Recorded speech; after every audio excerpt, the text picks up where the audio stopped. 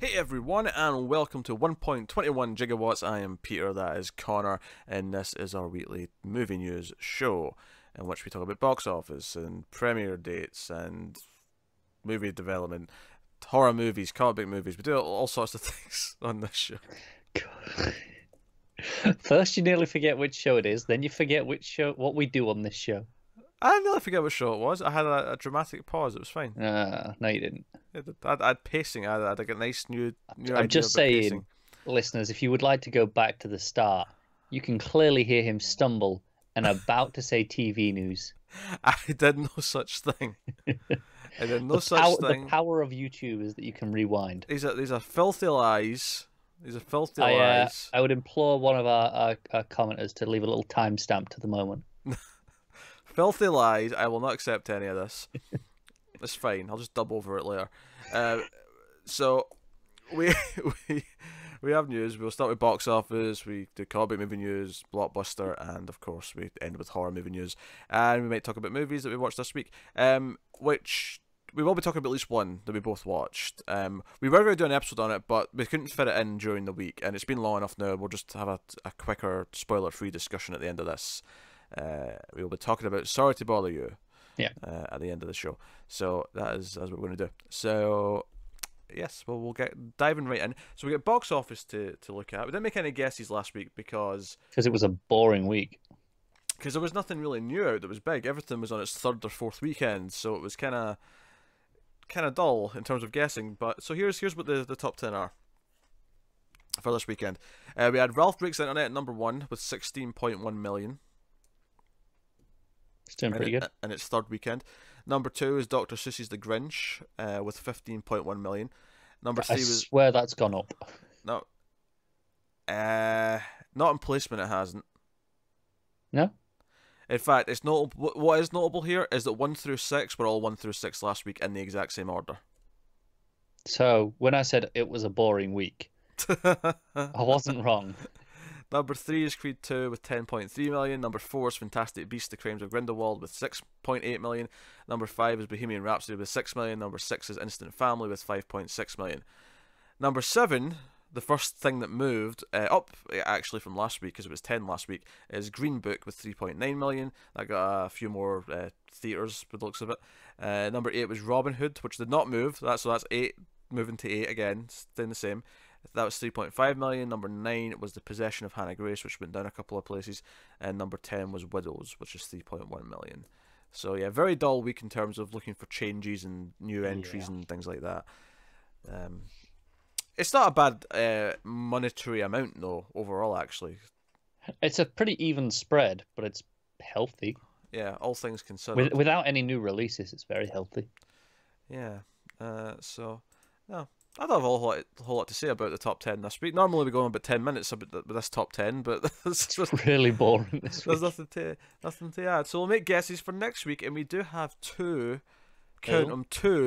new releases that are I think are interesting. Get into that time of year. We have Spider-Man Into the Spider-Verse. Mm-hmm. And we have Mortal Engines. Oh. And I have to laugh every time I get an ad on YouTube for Mortal Engines, and it starts with Peter Jackson in a chair talking about the vision of Mortal Engines, and, or it'll be the trailer, and it'll come from the visionary creators from Lord of the Rings comes a new saga. This is not a saga. I will be shocked if this gets a sequel. I will be absolutely gobsmacked. I would bet Connor's testicles that this does not get a sequel. I'm not prepared to put those on the line. I think it will get a sequel, but I think it won't be with Peter Jackson. Why do you think it'll get a sequel?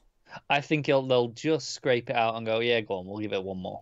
I don't know, same week as Spider-Man. I think it's doomed. I think it's doing shit against Spider-Man, don't get me wrong. But I think eventually, overall, they'll go, oh, go on, we'll do a second one. It's that, and then the following week has Aquaman. Like, nah, this. It's a busy time of year because over the next month or so we've got. And then the following week after that, Aquaman, Bumblebee's out. Bumblebee, Mary Poppins.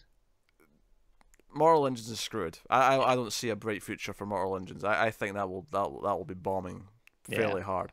With that in mind, though, your guess then for these two features, films, motion pictures. Yeah, I'm looking. So, I think Spider-Man takes the top spot, right? Well, duh. I'm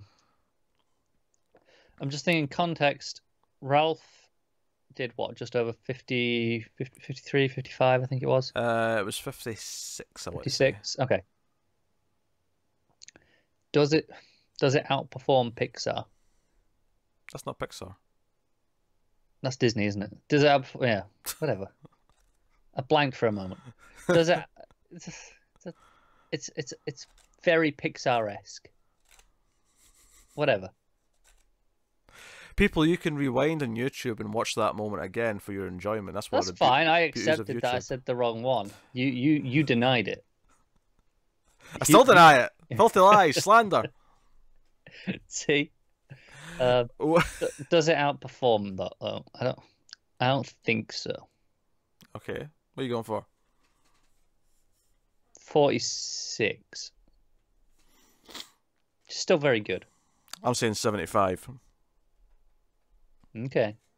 I think it does outperform that. I think your 46 is a laughable number, unless you end up being right, in which case I will eat these words next week. But laughable. It might well be laughable. Because I don't really have a baseline for this movie. Laughable. Good word of mouth. I think it's still at 100% on Rotten Tomatoes. Yeah, but I'm concerned the staggered preview releasing might knock down the weekend. Nah, tons of kids. They'll want to see Spider-Man. It's fine. Okay. Yeah, it's happening. It's happening. Alright, so, yeah, 75. Mortal Engines, on the other hand. 14.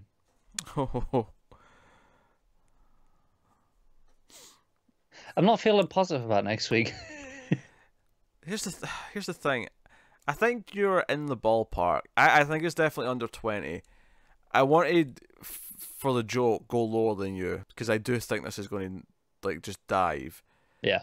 But I don't know if it actually goes lower than 14, though. I think the safer bet for me is just to say 15, and just assume it's also the more boring bet. It's a more boring bet, but it's a safer bet.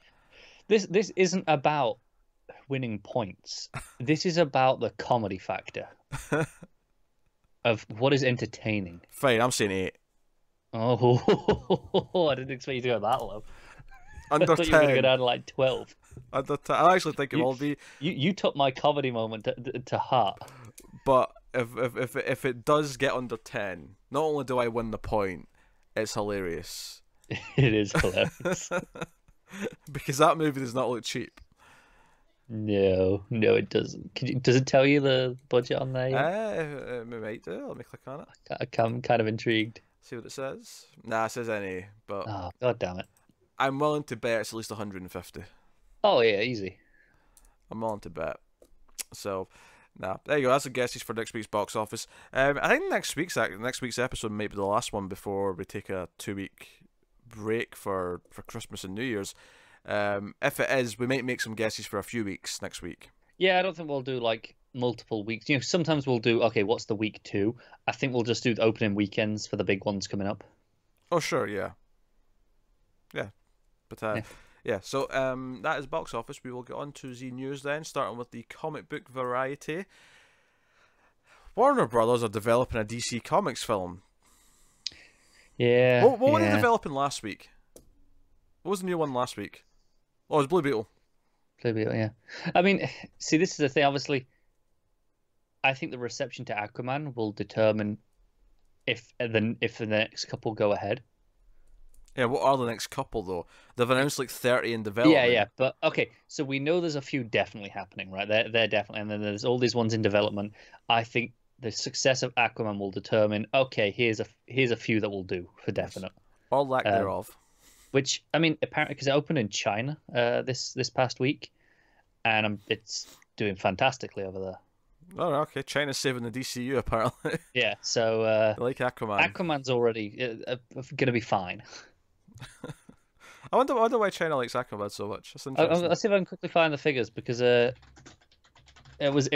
glanced at them earlier, and I thought it was interesting. Yeah, it's pretty interesting. A record 94 million weekend in China, which is the largest opening for a DC movie in China. which, for comparison, BVS was 55 and Justice League was 50. Are aquariums a really big thing in China? Do they love aquariums? Are they big fish lovers? I mean, as silly as that sounds, I'm wondering if that's why this did so big. It might be.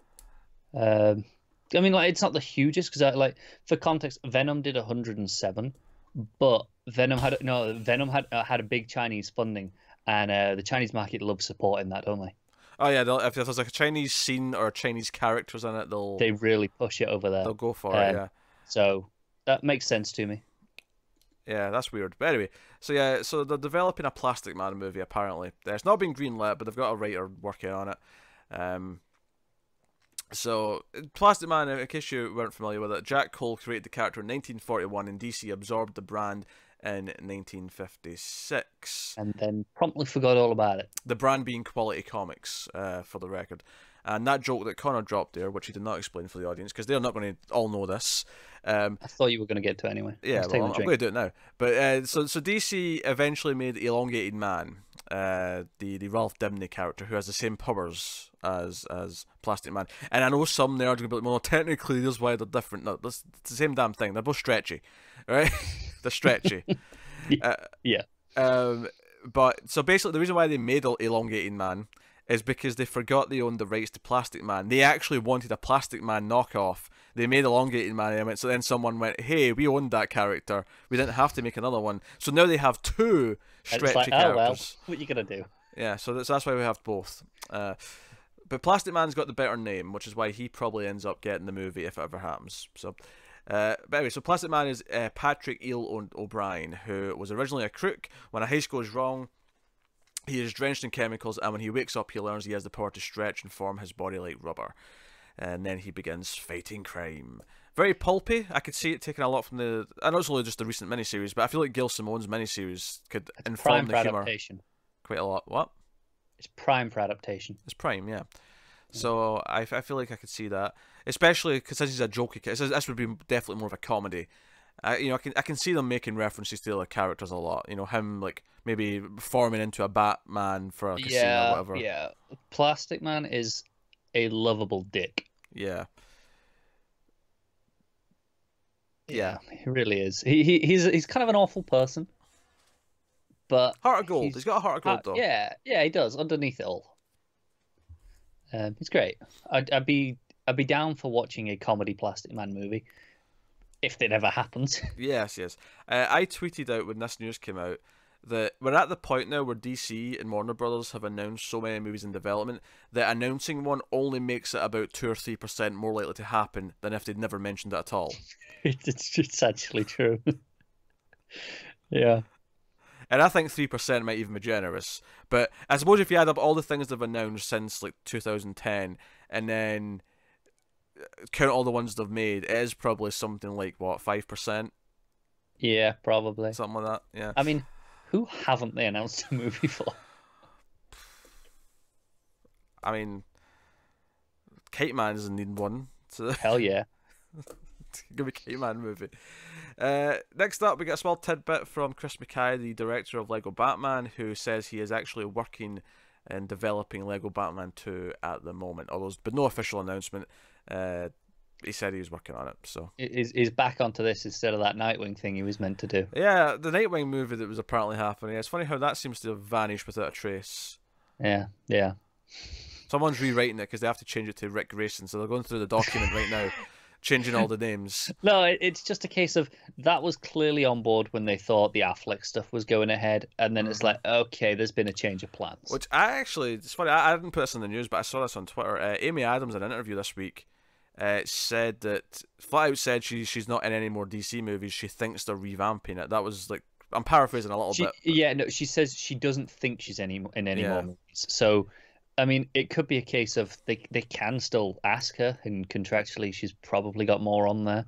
Yeah, they can call her potentially, but as of right now, she's not aware of any plans. I honestly think Superman and Batman, as we've seen them, are going to be completely rejiggered. I agree. It's so weird because they clearly want to move forward with Wonder Woman. Because it did well. People liked it. It was good for the most part. Yeah, so I understand why they want to do this. If Aquaman's a hit, they're going to want to keep him around.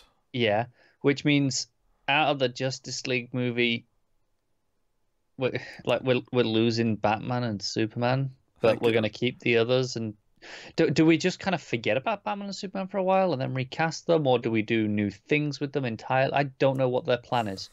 I don't know. I don't know. If they want more Justice League with Wonder Woman and Aquaman, I feel like you just have to recast them because you have to have Batman and Superman and Justice League. You do. You do. It's weird.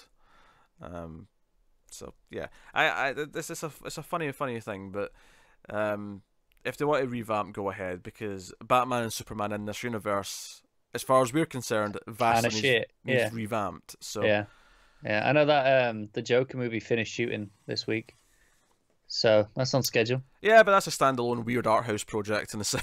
I'm kind of intrigued by. I'm intrigued by it because it looks like it's going to be a crazy time. I saw like there was a bit of footage of someone filming it while they were filming, and it was just him in full Joker outfit running through the street. Was it one of the ones that we've seen in like the released images, or was it like the full on classic Joker outfit? No, I think it was very Jack Nicholson Joker.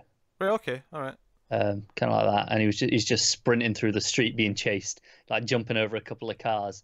I'm like, what the hell is this movie? If this is like to Joker what Henry, A Portrait of a Serial Killer is, like I will take it to some extent. Yeah. I really am intrigued by this movie. Anyway, so Marvel's actually fast tracking a character that I'd never heard of. It's their turn. Yeah, Shang-Chi. Have you ever heard of Shang-Chi? Not until I saw the headline this week. Well, yeah, I mean that doesn't count. Then no. So yeah, they're fast tracking this. They want an Asian superhero. So they're wanting an Asian protagonist.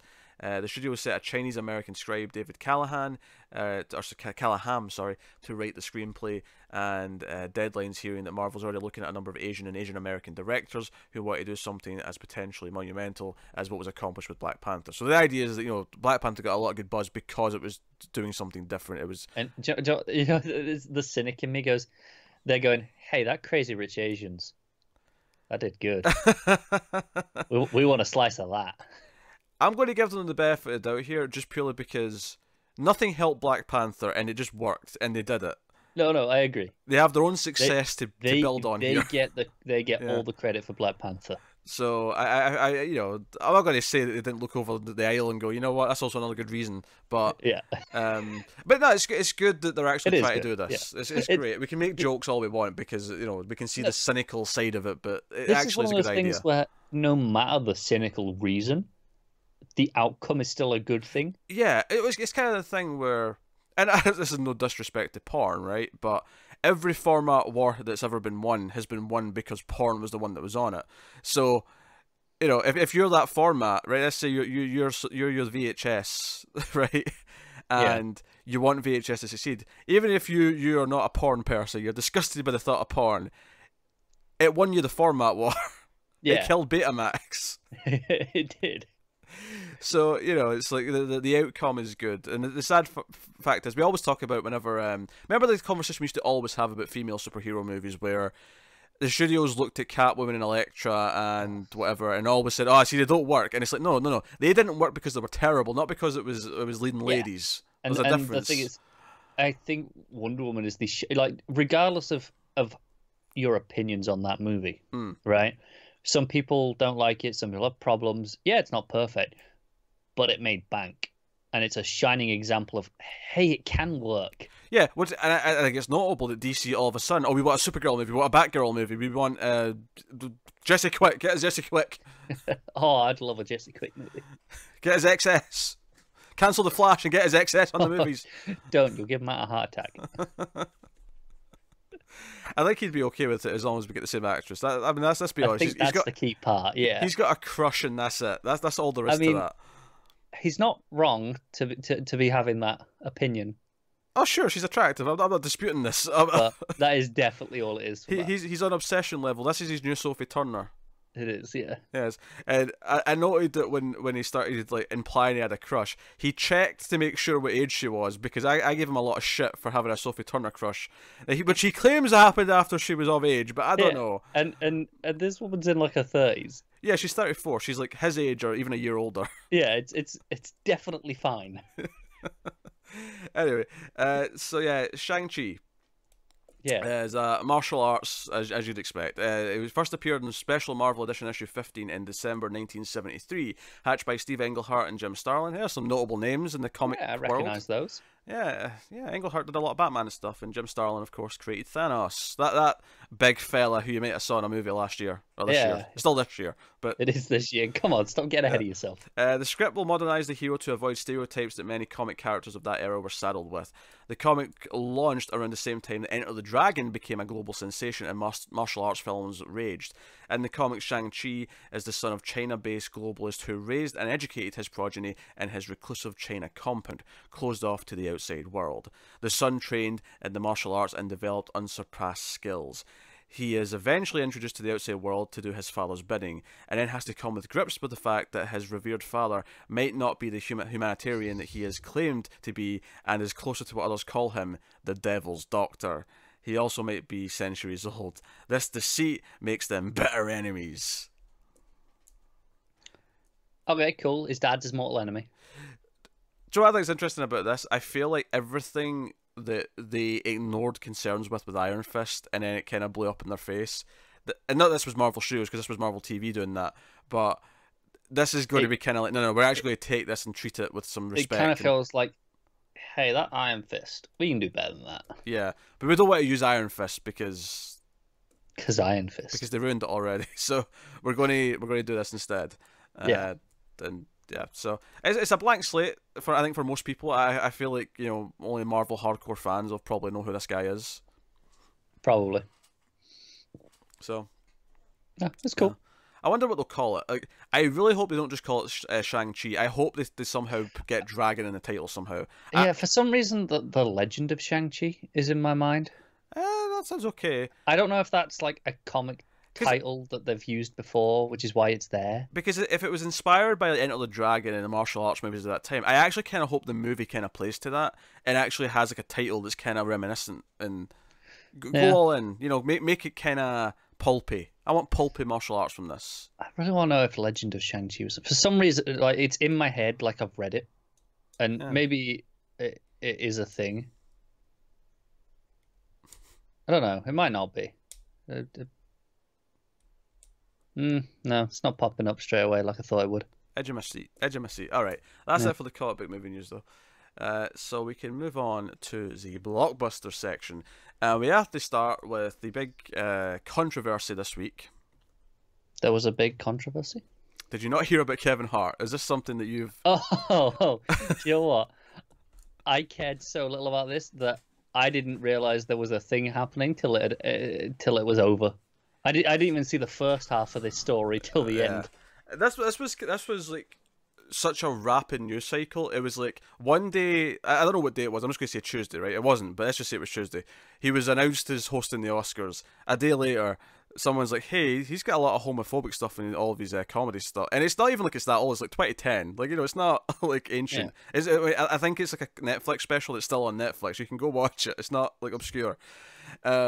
And, you know, I read some of the transcripts. I think one of the specific things that really stuck out when I just glanced at it was he's scared that his son will be gay. That was like one of the big bits that he was doing. And some, obviously people weren't happy about this. It was like, hey, this is like really homophobic old school humor. The Academy basically said to him, hey, make a public apology, and we're basically cool, right? That was the gist of it. Make a public apology. Kind of shitty, but I get it from their perspective. I don't think it's that shitty. I get it. I mean, it's kind of shitty in the sense that, okay, that if that's all it takes.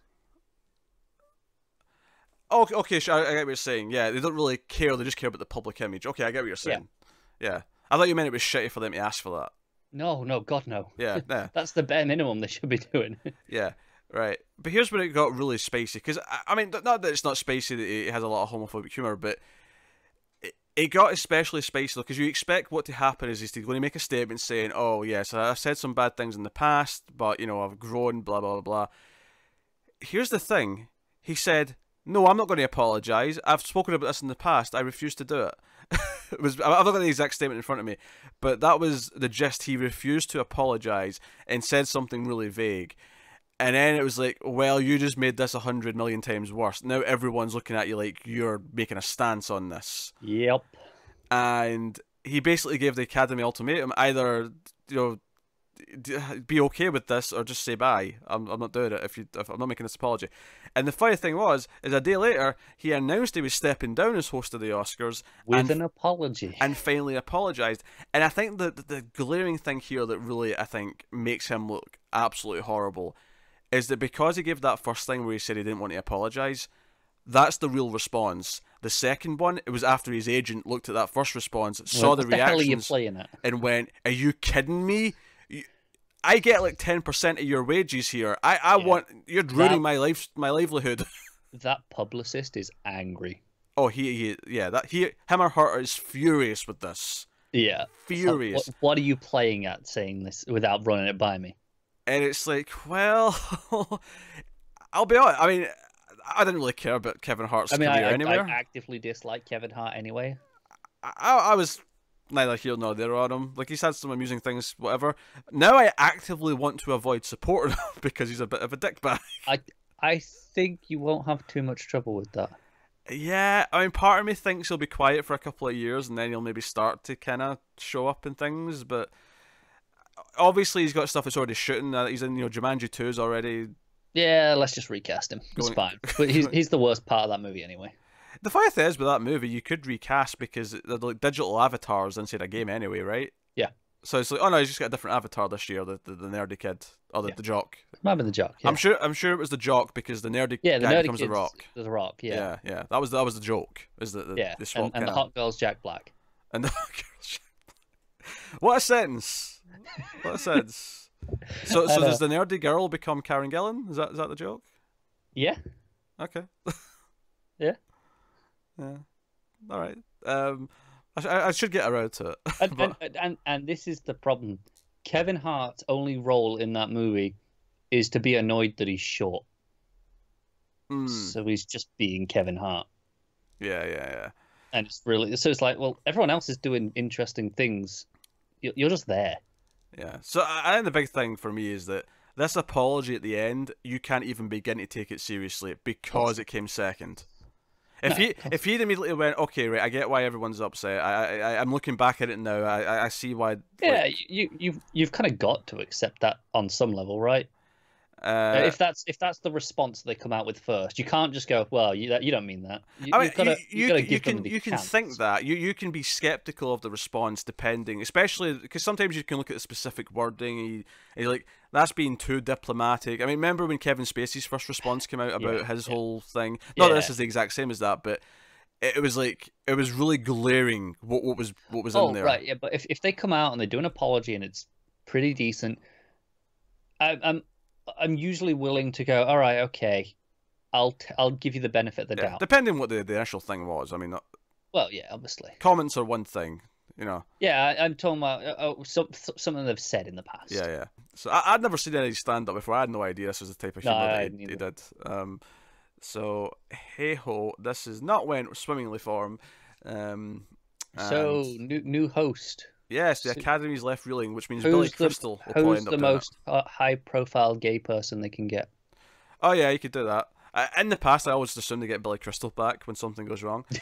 All right, moving on then. We got a title for Men in Black's spin-off thing with a soft reboot with Chris Hemsworth and Tessa Thompson. AKA definitely going to be the best Men in Black. It is Men in Black International. Which maybe leads me to believe that Hemsworth might be keeping his accent. I know, it's going to be weird, isn't it? He's going to have his Australian accent, which is fine. Is it funnier if he doesn't? What, and everyone's American despite the fact that it's called international? Sure. Yeah. Why not? But hey, so maybe it's set in Australia. Maybe that's the whole joke, is that this is Men in Black Australia. Yeah, it could be. Yeah, and Tessa Thompson's just there because the Westworld island was nearby. Sure. Yeah. I don't know. All right then. So moving on, we have a thriller called Cutthroat City, and Ethan Hawke has just joined the cast. He's joining Terrence Howard, Wesley Snipes, and Isa Gonzalez, or is it Isa Gonzalez from Baby Driver? I know who it is. I don't know. I don't know how to pronounce her first name. I apologise. Hawk will play Jackson Sims, a highly respected councilman and a retired NOLA deputy chief who has a keen sense of the less fortunate community members who he serves. The Ninth Ward is his district. The film centers around four boyhood friends who return to New Orleans' lower Ninth Ward after Hurricane Katrina. They find their home decimated and prospects for work swept away. Turning to a local gangster for employment, the crew is hired to pull off a daring casino heist right in the heart of the city. But when the heist goes awry, the boys are forced into a dangerous crime spree, fighting for survival while both hunted by the warlord and two idealistic detectives. Okay. Well, it's going to come down to style for me. Yeah. If it's, I can see it being like a whole one-day thing. Like once the heist goes wrong, a bit better setup. But once the heist goes wrong, it's just kind of like a almost real-time kind of chase because they're going through the city. My question is Hawk secretly the villain who's like hired them, or is he actually just a good councilman who's like going to end up saving them somehow? I don't know which is more boring. I like Ethan Hawke though, so I mean, he's fine, but I mean, in terms of just. He's actually this good guy and saves them, or he's the villain all along. He can't save a bad movie, admittedly, but I like him when he's in something good. Yeah, no, it's fine. So, next up, Brie Larson, a name who's going around a lot these days, get a lot of big projects, is finalising a deal to star in I'm Thinking of Ending Things, a new film adapted and directed by Charlie Kaufman for Netflix. We actually talked about this before, I think, when it first popped up, has been in development, because I remembered the description here. Based on Ian Reid's 2016 novel, the plot centres on Jake, who is on a road trip to meet his parents on their secluded farm with his girlfriend, who will be played by Larson. Who is thinking of ending things. When Jake makes an unexpected detour, leaving her stranded, a twisted mix of palpable tension, psychological frailty, and sheer terror ensues. I remember this one. I didn't remember the title, but yeah, I remember that description. So just, am I reading this right, that she's the one who's thinking of ending it? Yeah, I think so. Yeah. But okay. And I assume part of that is the fear of, okay, if she ends it, what's he going to do? Yeah, but he leaves her stranded though, so does she end it in the car and then he just dumps her on the side of the road? Could be, yeah. And what happens from there? I don't know. Yeah. But I mean, we like Brie Larson. Oh, that said though, it says unexpected detour. That could be an accident. It could be he dropped her at like a station or something, say I'll be back in 5 minutes, but he ends up getting lost. Yeah, it could be. We don't really know. Yeah. I'm intrigued. Because I read that as intentional, like he took an unexpected detour to leave her somewhere. But right, okay. But you could read it either way, I suppose. Yeah. I like Brie Larson, though. It sounds like an interesting premise. Yeah, definitely. Out there on her own kind of thing, yeah. Fighting for survival. Next up, Netflix has got another movie in development. It's called The Helicopter Heist. This was first announced to be in development back in 2016. So this was before we started doing movie news. But it's based on a book by Swedish author Jonas Bonnier about a daring 2009 robbery in Stockholm. Stephen Knight is penning the film. He worked on Locke, which is notable. Yeah. Deadline previously broke the news of Netflix doing this in 2016. Jake Gyllenhaal is attached to star and produce. So yeah, you got Jake Gyllenhaal, you got Stephen Knight, you got some things here. Although is he playing a Swede? I mean, depends. Depends on the perspective of the movie, I suppose. Yeah. Published last year, the book is inspired by the true story of four young Swedes who pulled off one of the most spectacular heists of all time. The men behind the daylight robbery were imprisoned, but the $6.5 million they stole never recovered. At first, the plan seems foolproof, but not everyone's who they seem. Even as the gang's stolen Bell 206 Jet Ranger is lifting off from the G4S cash depot's roof, a lot of that is gobbledygook to most people. Just say helicopter leaving from the roof, please. The questions remain unanswered. What secret does each man hold? Who is the woman who has implicated herself in all of their lives? And who among them holds the key to the wealth they so desperately seek? Police were unable to use their own choppers during the close call because the thieves placed decoy bombs all around. So that sounds like a really big... This was really well thought out. Yeah, this was a helicopter heist where they planted bombs all over the city, presumably to keep the police busy while they were doing it. But it sounds like what the main point of the movie is going to be is that they all start not to trust each other once they've got the money. And they've all got secrets. I'm down. What did you say this was called again? The Helicopter Heist. Oh, good. I was going to say it better be called that. I don't know. It sounds a little bit cheesy, actually. It does, but that's how you get people to watch it. You're like, come watch the helicopter heist. It's a bit. If it's going for a more fun tone, then fine. I feel like if it's going to be the serious kind of thing that it kind of sounds like to me, I feel like I don't know, Netflix got to trick them people into watching it. like rotor robbery or something. That's much better. Yeah, sure. Why not? Chopper copper. All right. Moving on. Constantine Film has hired a director for the reboot of Resident Evil. Uh, Johannes Roberts, director of 47 Meters Down and Strangers Pray at Night, is going to both write and direct the next film, which, according to interviews, is going to be somewhat loosely based on Resident Evil 7, which is interesting because it's actually the seventh movie, even though they're kind of rebooting it, but it's the seventh movie. It's a little bit amusing. Strangers Pray at Night was okay. Wasn't badly directed, but it was not as good as the first. I'm not horrified by this news, but I'm not necessarily excited by it either. It's kind of neutral. It's kind of people seemed pretty happy with 47 Meters Down. yeah, I never saw that. This article from Bleeding Cool actually says the excellent 47 Meters Down and this year's underrated Strangers Pray at Night. I don't know if I'd call Strangers Pray at Night underrated. I think it's probably just about on par. Yeah, but they also like The Boy. They think that is that is underrated. True. Yeah, they are not to be trusted. They are not to be trusted. These filthy, bloody, disgusting people. Exactly. And I like that because it worked in two ways. The way I said that's probably the intention. Yes. So, yeah. I mean, the funny thing is like I was excited at the prospect of a Resident Evil movie in like 2001 before the first movie came out, and they have driven my beloved franchise so far into the ground with 6 atrocious movies that if this ends up being good, then great, I'll be happy.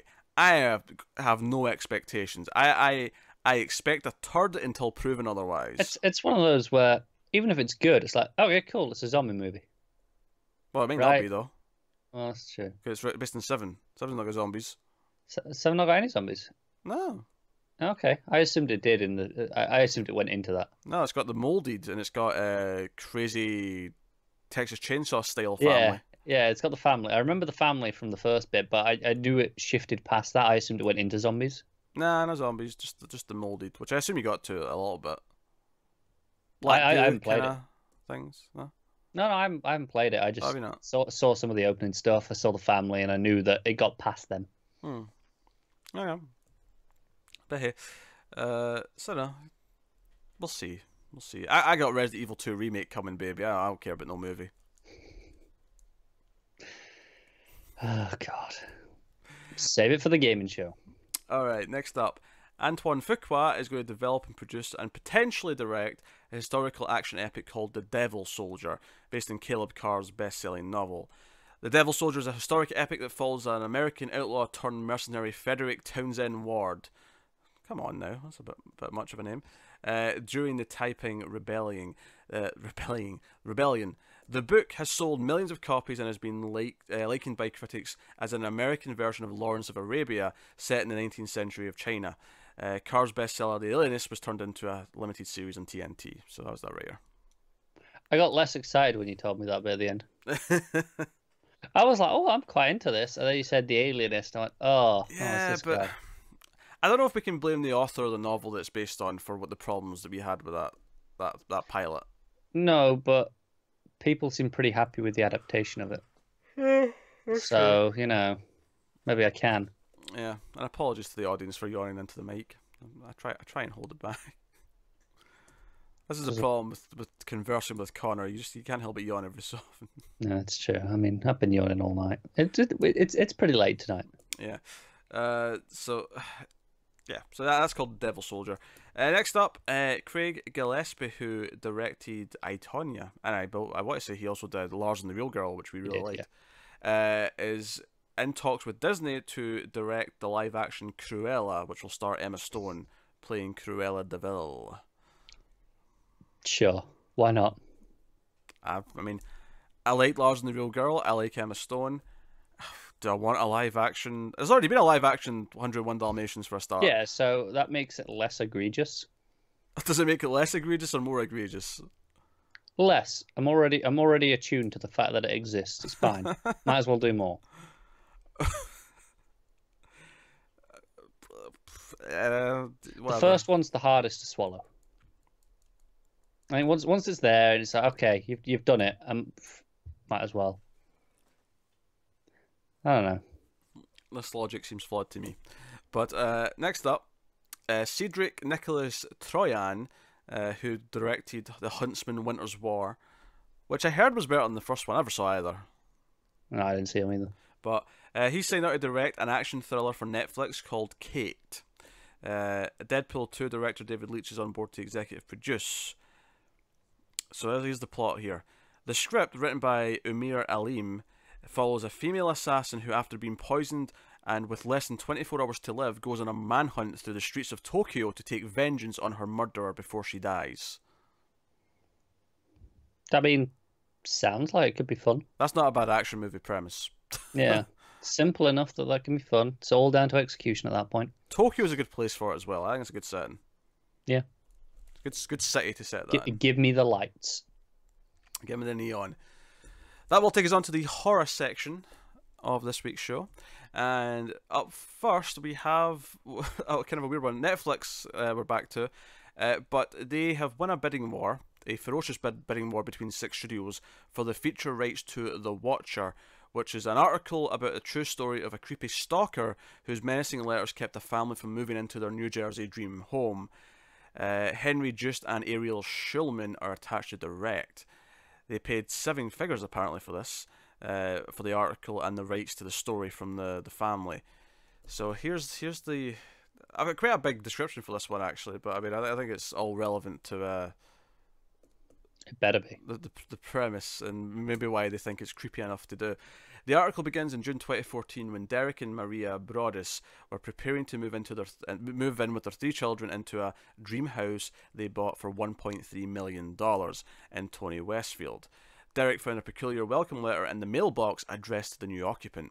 The anonymous letter detailed the long history with the house and divulged details about the family that were more than disturbing as the letter went on.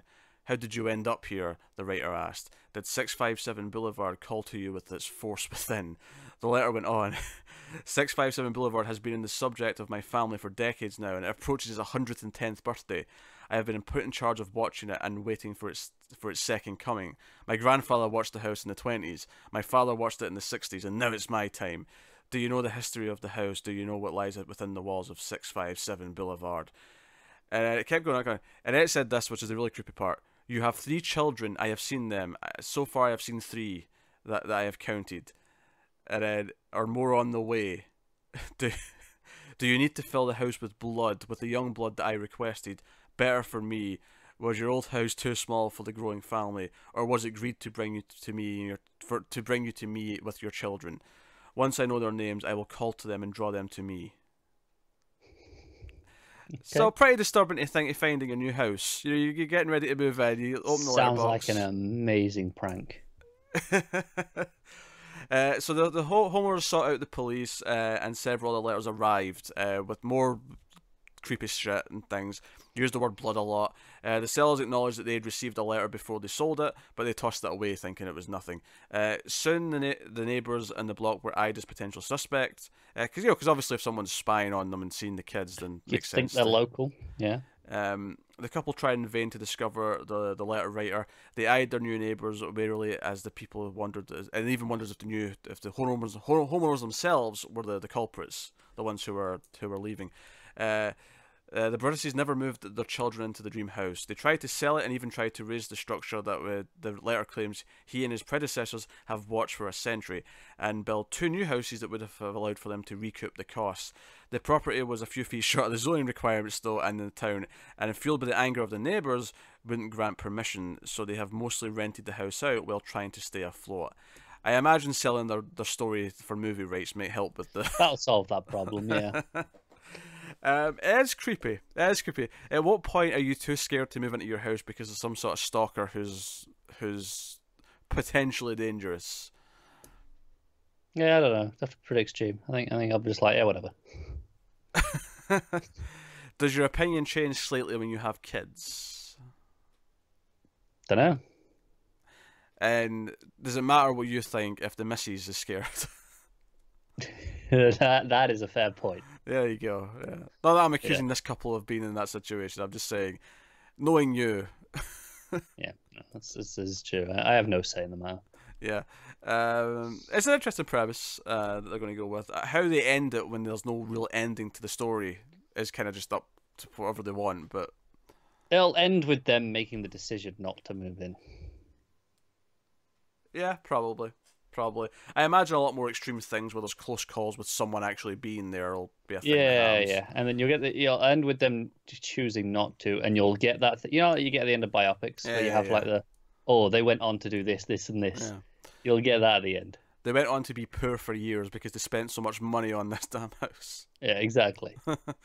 Next up, Laura Moss and Brendan J. O'Brien. Is that O'Brien? Yeah, is that O'Brien? I've never seen O'Brien before. Away from Darrow O'Brien. Yeah. It's a unique name. Everyone else in Ireland's O'Brien, but no, Darrow O'Brien just has to be O'Brien. Anyway, so Brendan J. O'Brien have been commissioned to write the screenplay for a film adaptation of Our Lady of the Inferno, the 1980s Times Square set horror book by journalist Preston Fassell. The book was released earlier this year as the first novel under Fangoria Presents imprint. I got confused there by two Fangorias. So it's Fangoria Presents imprint. Moss and O'Brien will work on the script in a collaboration with Fass. So the project taken over the course of 9 days, the book tells an interesting story of two deadly women. Jenny Curva, a 21-year-old polymath who works as a madam to a stable of working girls, and Nicolette Astor, a city safety inspector who moonlights as a serial killer, kidnapping women at night to hunt and murder them in a labyrinth she created in the Staten Island landfill. Well, I got more interest in the second half. It did. First of all, the fact that the killer's as a woman's immediately more interesting because it rarely happens in horror movies. I mean, sometimes sure the twist is at the end. Oh, the mask is off, but this telling us that is interesting because it means we're going to watch her stalking people. We're going to watch her taking people to a labyrinth. You'd assume so, yeah. So I'm intrigued. Interesting. This was based on a thing from the 80s, but the actual book only just came out like this past year. Yeah, that's weird, isn't it? Yeah, so but hey, Fangoria getting more into the making game. Why not? Next up, Screen Gems has made a deal to make a film from James Herbert's horror novel Shine, with Evan Spiliotopoulos. I nailed that. That's so many syllables in that, and I nailed it. To write and direct, he will produce with Ghost House's Sam Raimi and Rob Tapert. The story is about a disgraced journalist who discovers a series of seemingly divine miracles in a small New England town and uses them to resurrect his career. But the miracles may have much darker sources than he expects. Okay. That's a bit more generic. Yeah, it's not doing much for me. Yeah. So there you go. Next up, Jonathan Rhys-Meyers, Jacinda Barrett, Joe Pantoliano. I'll just call him Joey Pants, because that's what everyone calls him. And Mustafa Shakir, who I believe is Big Mike from The Deuce, I think. That's him. They will lead a cast in CG Entertainment's horror thriller remake of Hide and Seek. Now, I actually got confused here because I read the headline of this, remake of Hide and Seek, and I went, wasn't that a movie like 10 years ago with Hilary Swank? Like, when remakes were already a thing. Like, are we making a movie that was like a mediocre movie like 10 years ago? That is not the case. It just happens to have the same name. This is a remake of a Korean movie that came out in 2013. I don't know if that's better or worse. I'd say it's better. At least there's more of a reason to do this one than there is the other one. Is there? Hey, we like an idea, but we could do it better. Is that not a better reason? You're assuming that would be the reason. Because when they remade Cabin Fever 12 years after the original, they tried to make it better. That is a weird exception, and you know it. That has its own circumstances of shite. Yeah. Actor-director Joel David Moore is directing the redo. of it. Next Entertainment World's 2013 hit grossed 35 million at the Korean box office. Moores adapted the screenplay from writer-director Hu Jung's original. It is a socially minded horror which nods to the crisis in affordable housing and the growing chasm between the rich and the poor. It follows a man searching for his long-lost brother who stumbles upon a secret world of squatters terrorizing the homes of unsuspecting tenants. That sounds great. It does sound pretty good. Yeah. Also later in the week, they added more to the cast. Jeffrey Owens, who was on the Cosby Show, has been added to the cast.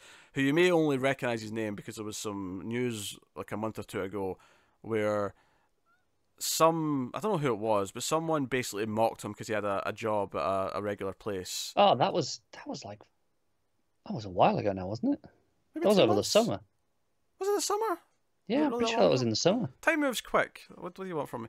But yeah, he's got a role in this, so he's joined the rest of that cast there. So Cool. yeah. I don't mind that premise. I may have to track down the Korean original. That sounds interesting. Yeah, give you something to do on streams before this one comes out. Underworld network of squatters who terrorize homeowners. That's pretty good. I assume the intention is drive them out so we can squat there. You would think it may be more nefarious than that. We'll see. Last up on the news this week, we have Lee Cronin's The Hole in the Ground. It's heading to Sundance next year, but the news here is that A24 has picked it up. They've acquired it for distribution. DirecTV will get a direct pay-per-view limited window, but A24 is going to have the theatrical and presumably the rights after that. So, The Hole in the Ground, which stars Irish actress Shauna Kerslake. I'm not even sure about the Shauna. Why? How's it spelled? Seana with an accent over the yeah. Shauna. Yeah. Okay. I mean, it was a reasonable educated guess, but some Irish names are weird though. They are. Even the fact that like get rid of the A on that. You know, it's Sean, right? Yeah, Sean. That's which is why I guess Shauna. But when you think about it, Yeah. you're used to that because you know people called that and you've seen it spelled that way, but it's not how you'd think it's spelled. Don't even start me on Siobhan. Neve's another great one. Look up how you spell that one. Seobin. Stupid name. Anyway, so I'll start her as Sarah. Sarah. Jesus, it's my goddamn mother's name. Sarah. Right. She stars as Sarah, a mother. This is a sign that it's getting too late. Who's a mother who moves with a young son to a country home on the edge of a forest, which happens to hide an enormous sinkhole. Her boy vanishes and soon reappears unharmed, though his behaviour grows increasingly disturbing, leaving his mother to fear the worst, that the boy in her home isn't her son at all. Okay. There you go. That sounds okay. Yeah, it sounds kind of generic. Sounds about Pet Sematary to me. Yeah. Sounds about Pet Sematary. So, yeah, I will say, actually, that reminded me, there was a trailer that came out this week. We didn't do a trailer talk this week because we knew the Avengers trailer and potentially a new Godzilla trailer was coming later in the week. So we held off for next week. So you'll get the Captain Marvel, the Avengers, and if there is the Godzilla trailer. But there was another trailer as well. I just want to point out, there's a really exciting trailer that came out of nowhere this week, produced by James Gunn, that I'm going to relish talking about come trailer talk. Okay. Is this that movie that was supposed to get announced? I presume it was. No one's actually said that, I don't think, from what I've seen, but I presume it was. Yeah. Is it from Sony? Yeah, it was Screen Gems, so I think they usually go through Sony. Yeah, because I remember that was the whole thing that it was going to be announced, and then all the stuff happened with him like a week before it was good. It was coming out. I think it said April, which obviously it was originally meant to come out by the end of the year. October, I think. So. Yeah.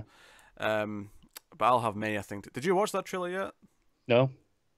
Did you see what we were all saying about it? I did. Yeah. Okay. I did, and I'm like, okay, I'm holding up. See, when you watch it, because obviously this is when we talk about it on the show, you'll have watched it already. Knowing what we've said about it, you're going to see it immediately, and then the way it's shot, you're going to see what they're doing immediately. That's cool. That's cool. I mean, I haven't even watched the Avengers trailer yet, so no, I haven't watched anything else. Okay. I mean, okay. I'll get to it on Wednesday. All right. Well, we'll wrap up then by talking about Sorry to Bother You, because we both watched that, and It's been a bit long. It's been a bit too long since we watched it to do a full episode on it.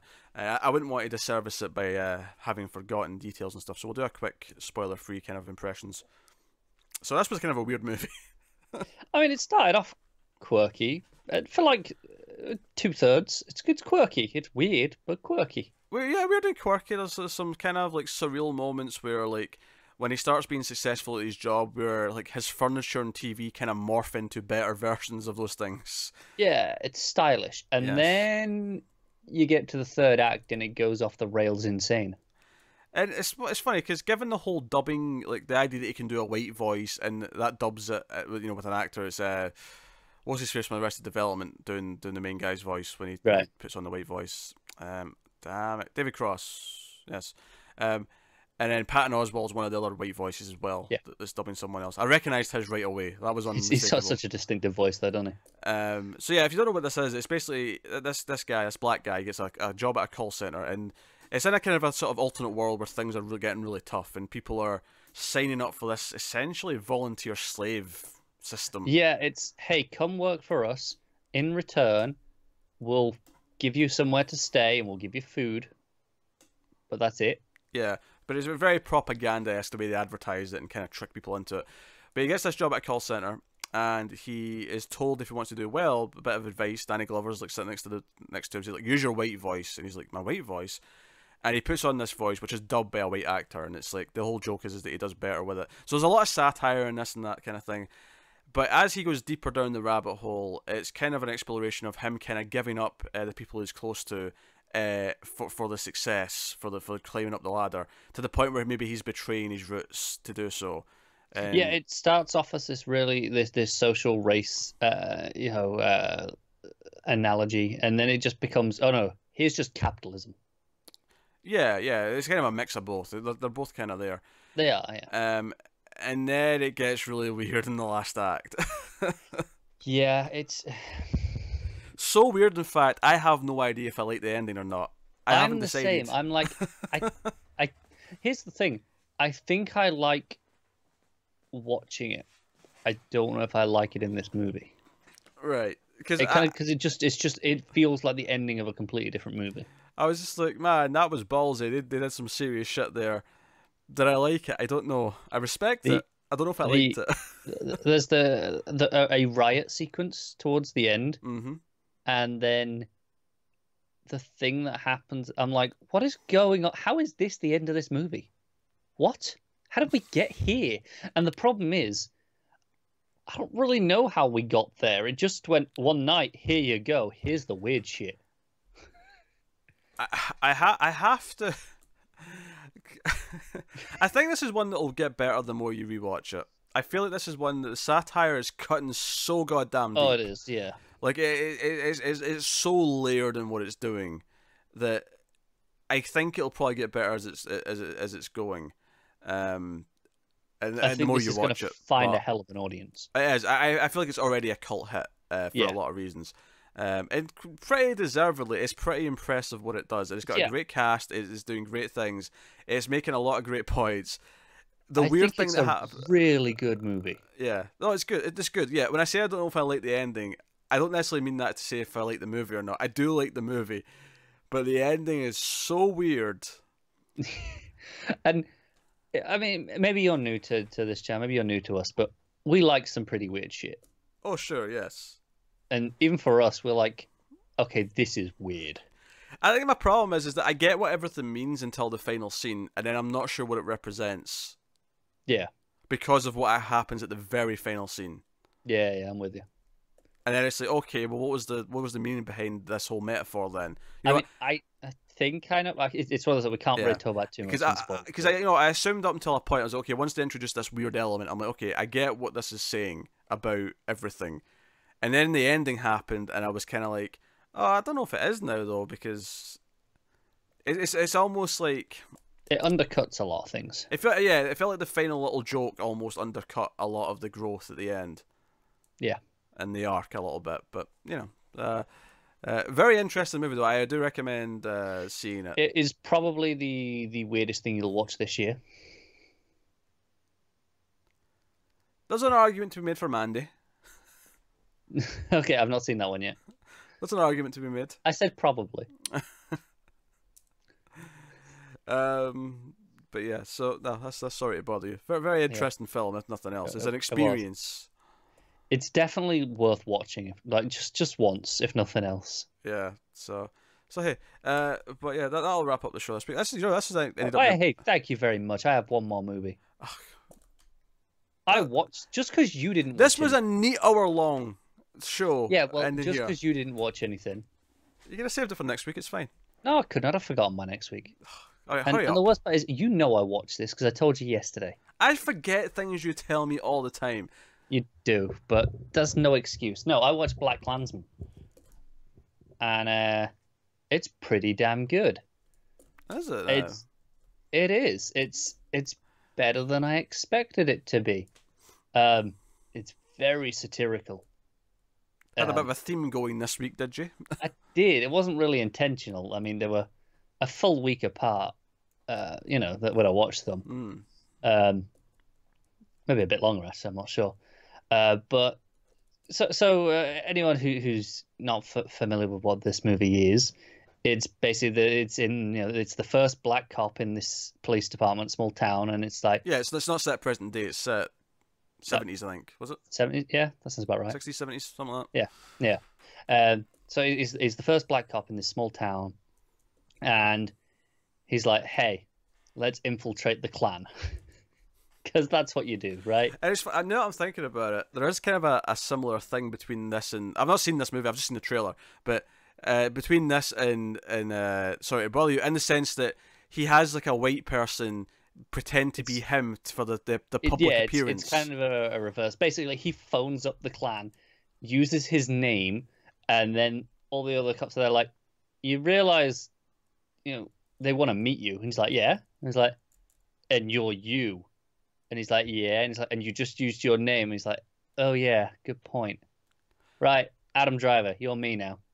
Yeah, Kylo, you go off and meet them. Yeah. Yeah. So no, the trailer was good. I was interested in seeing it. It's really good. It's very sharp. I think it maybe goes a little bit too far at points with going, hey, look, this is relevant to today. Because, you know, I get it. Especially at the end where it uses a bunch of, you know, real life... Because this is based on a true story. So it uses a bunch of these, you know, real life clips, and it goes past where the movie is set when it does that. And I'm like, okay, I get it. This was a bit much. You didn't need to do that. Okay. Yeah. I will say it's kind of sickening that the clips at the end are they're worse than anything in the movie to watch. They're more uncomfortable because they're real. And not even just because they're real. Because they're actually more uncomfortable to watch. What's happening them is some of it's actually worse. Okay. Which is uncomfortable. Which I guess is maybe I've not seen it yet, obviously, but if I was playing devil's advocate here, I'd say the point that Lee's going for at the end with that is like he wants to shock people, say, hey, these are things that happened. Like this is important. It's not better.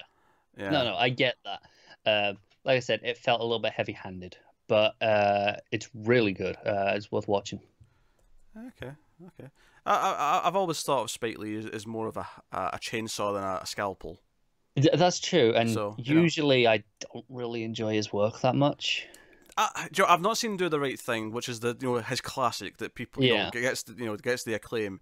I've seen a few of his kind of middling films, and I mean 25th Hour was okay, but I didn't love it. Inside Man was okay, I didn't love it. Yeah, this is probably my favorite of his that I've seen. Nah, the trailer looked good. So even though I've not been big in some of his movies, the trailer did look inventive and fun. I'd recommend check. Fun given the context of what it's about, which is the impressive part. Because... no, but this is the thing. They're on the phone with the leader of the Klan, laughing, like at various points. Like there's things like that where it's very aware that this is stupid. This is ridiculous. Like, how has this happened, right? And it is fun in that sense, but it does get hard hitting as well. Yeah. So. Yeah, there you go. So that'll wrap up the show this week, and this has been 1.21 Jigowatts movie news. Your second last one of the year, I believe. before Yes. we take it off for weeks. Now, we're not doing the end of year awards at the end of the year. I know that sounds weird and stupid, but we did this last year, and I think our end of year stuff was all the better for it. We'll be saving it till mid-February to give us a chance to catch up on even more movies from 2018 that we haven't had a chance to yet. And hopefully it means our top 10s and things like that when we do them around the same time as the Oscars. We actually have to do it slightly earlier this year because Connor's going away on a week's vacation. I'm going away the day after the Oscars. Yeah, so we're going to have to record all of our end of year awards right before that. Yeah, because the Oscars are the Sunday evening. I go away the Monday. So, yeah. Yeah. So that'll be the plan, but it's because we like to think of January and like that first half of February as catch-up time. It's kind of leftover from the previous year. Usually, I mean, even right now, I'm not happy with my top 10 as it stands at the minute. There's some movies in there, yeah, they deserve to be in the top 10, but others It doesn't don't. feel like a real top 10 yet until you've got that crunch period in where you've worked. It's usually because there's a lot of movies you don't even consider until you see the awards nominations and things like that. And you're like, okay, yeah, and then you go, okay, where's the buzz coming from? Yeah, where's the buzz coming from? Then some you like, some you agree with, some you don't, but some of them might end up in that top 10, and that's what usually shapes it. But we're doing similar things that we did last year, where we do a top 10, where hopefully Matt will be here again as well. All three of us will give our top 10s, and we also did the awards where we do our best actor, director, actress, music, score kind of thing. Yeah, direct, yeah. Cinematography. I actually have to look up and see what ones we did because I can never remember these things. Like, Yeah. what categories did we do? This is the problem with doing it once a year. We definitely did cinematography. We may have done editing as well. I can't remember. I don't know if we did, but we might have done. I could do an editing award. I could too. I'm pretty sure last year I gave it to Baby Driver if we did one. You probably did. It deserved it. It was snubbed. Sure. Still bitter. No, I'm way more bitter about Apes not winning its visual effects. Yeah, that's That worse. was a crime. I'll give you technical awards for Baby Driver. I would say that under no circumstance should the script have been nominated for anything, but I'll give you technical stuff like that. Yeah, that's fair. I'm not saying the script's the masterpiece, but I'm saying editing. Come on. Which I think that was the slightly disappointing part for me though, because Edgar writes scripts. Yeah, they're usually on fire. Yeah, like Hot Fuzz is one of the most meticulously written comedies I've ever seen. Yeah, and I still love Baby Driver though. Yeah. I think it'd be, as a piece of entertainment, as a product as a whole. I had the problem with a face turn in the third act before. Yeah. After news happened, it's even more hard to swallow. Yeah, I mean, I haven't rewatched it since. Nah, he's got a heart of gold, really. No, he doesn't. Yeah, it kind of taints the movie a little bit, doesn't it? Oh dear. At least when you're watching Seven and he's like a bastard, it's like Yeah, it's fine. it works. Sure. I mean, it's better than American Beauty. Well, yeah, American Beauty's kind of sullied now forever. Yeah. That's gonna be a difficult one to watch, just given the themes and the context. Anyway, that is the movie news though. Obviously, we all have an influx going up this week. Me and Connor watched and talked about Short Term 12. It's already up for patrons. It'll be up for everyone else on Friday, give or take. Also, part of our Star Trek ongoing stuff is the final Star Trek movie from the original crew, Star Trek 6: The Undiscovered Country, will be going up on Tuesday. Again, that's already up for patrons at the time of recording, so you can go check out those. The voting for patrons should be up in the next couple of days as well. We've got them all picked out. I just need to make the voting forms and send them out. So You're slacking. That'll be the next day or two. So you can check out that. What's going on for patrons this week, movie-wise? I think we have planned. We have planned a Godzilla movie. We have a Godzilla movie planned already. So, assuming that doesn't get pushed for scheduling reasons, the next Friday on the patrons, or this Friday on the patrons, you'll get an early access to the next Godzilla, which I believe is Godzilla versus Megalon, if my memory serves me correctly. It could well be. Which I think is like the 12th or 13th movie we're at now. Well, we're working through them. We're getting there slowly. Yeah, we're doing it. It's happening. So, yeah. It is Megalon, by the way, yeah. Cool. In fact, me and Matt should be recording the next Overload very soon. In fact, that's a good point. The current one's actually just only been up for patrons for a few days. That'll also be up this week, which is Assault on Precinct 13 for everyone. So there's a lot of movie reviews coming this week for YouTube. What I will say though, or for the audio feeds, Male Fuzz Movies, and in fact they're all in Male Fuzz Movies except Screams, which is on Screams After Midnight. But the next one we're doing, which won the overload vote for the month, was Die Hard. So we're making a point of getting that in early enough so it's all going out before Christmas, because otherwise it'd be weird. So we should be recording that hopefully sometime this week and putting it out relatively sharpish. So look forward to that too. A lot of movie content coming after a bit of a dry spell because everything else was busy. Get some movie content. Yeah, and obviously there's, as we spoke, December's a busy month for new releases. I'm sure some of those at the very least will be covered. Oh yeah, there'll definitely be a Gigawatts for Spider-Verse. There'll definitely be a Gigawatts for Aquaman. The Aquaman one might be all three of us, in fact. Yeah, hopefully we'll be one for Bumblebee. Yeah, no, I'm expecting one. That'll be after Christmas though. That'll be. It will, yeah. But early reviews for that are very positive. There's also some very weird comparisons happening for it. Yeah, I'm concerned as to where this movie's going, frankly. All right, I'm going to give you. So this is the end of the show anyway, so you can just cut off if you don't want to hear this. But I want to read you a quote. Or yes, not read it. I know the quote. I just want to say it. I just want to say a quote from a review that came out. Right, so you've been warned if you don't want to know this, because I'm going to speculate something here. One of the reviews compared it to Shape of Water, but with robots. Which begs the question: I know. Does Haley Steinfeld and Bumblebee get it on? Is she screwing the car? I mean, what's he using? Is it a tailpipe or the gear stick? Gear stick. Wait, hang on. That depends. Is he automatic or manual? Because I mean, if I don't know. I can't remember what car he is. He can change it at will. I think true. I feel like the gear stick would be more comfortable. I agree. More enjoyable. Yeah. Yes. Yeah. I'm genuinely I'm still looking forward to it. I think by all accounts, could be pretty good. But what the hell is this movie? Is she porking an Autobot? We'll find out. We'll find out later in the month. That is not the question I expected to go into that movie thinking. I was going, is it good? Yes. Is it passable? Yes, it is. Also, I don't know if... Wait, did you two ever do a Fantastic Beasts 2? No, I haven't seen it. I haven't been able to go to the cinema in about a month. Oh, that's why the car's not seen it yet. Because I ain't seen it. I don't give a shit. No, because I got busy with work and then all this. Yeah, well, there you go. That's why. I was speculating as to whether or not you do a Mary Poppins, and then I realised, wait, Fantastic Beasts hasn't happened yet, so maybe I won't count on it.